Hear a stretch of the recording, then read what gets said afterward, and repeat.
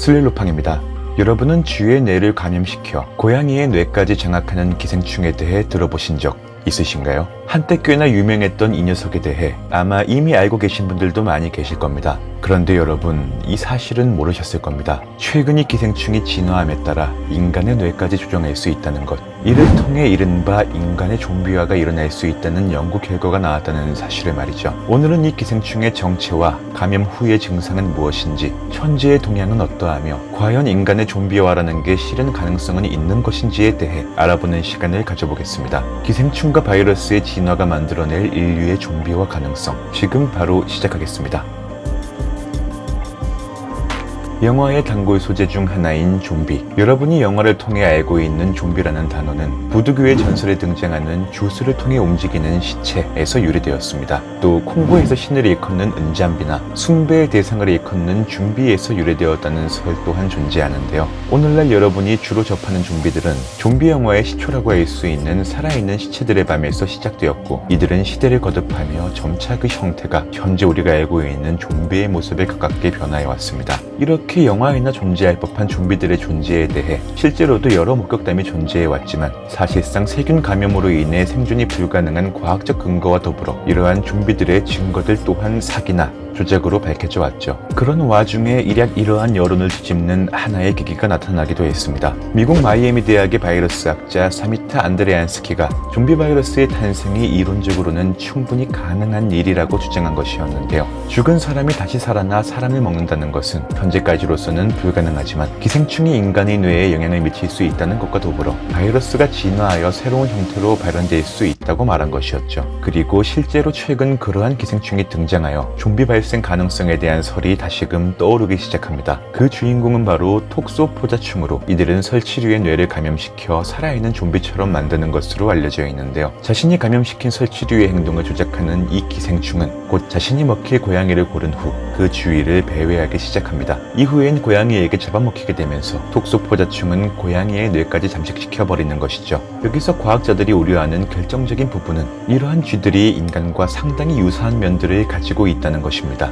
쥐와 인간의 게놈은 80% 이상이 동일하게 이루어져 있고 90% 이상은 비슷한 위치에 자리 잡고 있는데요. 특히나 수명이 짧아 실험 결과를 확인하기도 용이한 특징이 있어 여지껏 인간들이 약물과 의약품 테스트에 사용하여 온 것이죠. 이러한 배경 앞에 과학자들은 말합니다. 이미 전 세계 인류의 절반의 뇌에는 우회한 낭종 형태로 잠복된 기생충들이 존재하고, 다만 이것들은 그저 휴면 상태로 있을 뿐이라고 말이죠.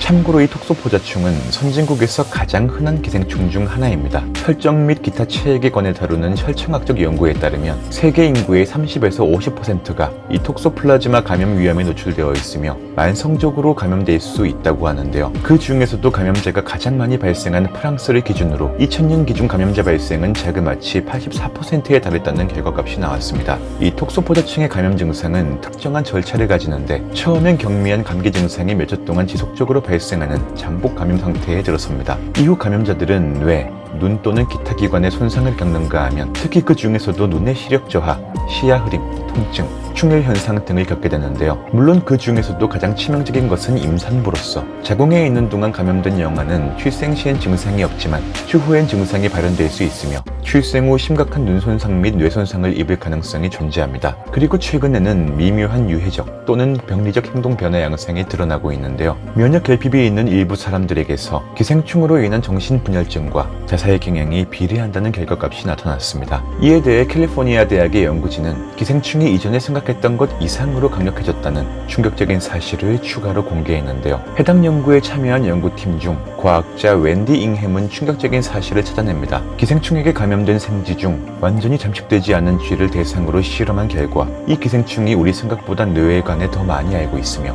복잡한 설치류를 조정하는 메커니즘이 상상 이상으로 위험하다는 것이었죠. 이 톡소포자충은 자신의 생존을 위해 전염력을 향상시켜야 했고, 이러한 과정에서 포유류의 뇌에 관해 더욱 깊이 있게 파악하게 되었다는 얘기입니다. 그리고 여기서 우리가 주목할 점은 다른 과학자들이 이러한 기생충과 바이러스의 진화가 궁극적으로 인류를 좀비화시키는 계기가 될 것이라고 주장한다는 것인데요. 레딩 대학의 바이러스학 교수 벤 유먼 박사는 향후 광견병과 같은 바이러스가 진화해 나가며 끝내는 인류를 정복하게 될 것이라는 전망을 내놓았습니다. 그리고 우리가 가장 큰 경각심을 가져야 하는 대상이 천재 대자연의 지하에 존재하는 수많은 바이러스들이며 그곳에는 여지껏 우리가 발견한 것보다 더 많은 미지의 바이러스들이 존재한다는 것이죠. 행동하는 방식이 완전히 변하게 되는 광견병을 예로 들자면 물림에 의해 전염되고 광기와 경련이 일어나는 일련의 과정들이 사실상 좀비 바이러스와 상당히 유사하다는 건데요. 우리는 현재의 코로나 변이와 전개 과정을 생생하게 목격하고 있는 만큼 이러한 전망에 더욱 경각심을 가질 수밖에 없겠습니다. 그렇다면 현 시점에서 우리는 어떻게 해야 이 톡소플라즈마진 감염으로부터 벗어날 수 있을까요? 첫째는 식습관입니다. 기생충이 서식하는 돼지고기, 양고기, 사슴고기나 굴이나 조개 등의 갑각류를 덜 익히고 섭취할 시엔